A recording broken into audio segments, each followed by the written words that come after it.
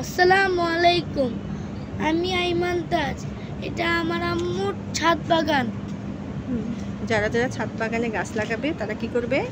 তারা গাছের গোড়ায় পানি ও আগাছা রাখবেন না। এখন তো ডেঙ্গুর সময় না? হ্যাঁ, এখন তো ডেঙ্গুর সময়। এখন ডেঙ্গুর সময়।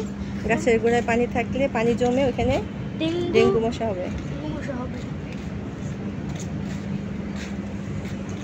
তাই সবাই কি করবে? গাছের গোড়া পরিষ্কার রাখবে। আর এটাতে পানি জমা ছিল, কি করছো আইমান তুমি? আমি ফেলাই দিছি। হ্যাঁ, আর এটা আমার আম্মুর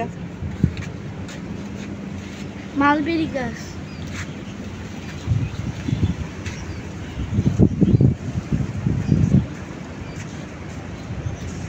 সবাই গাছ লাগান, পরিবেশ বাঁচান।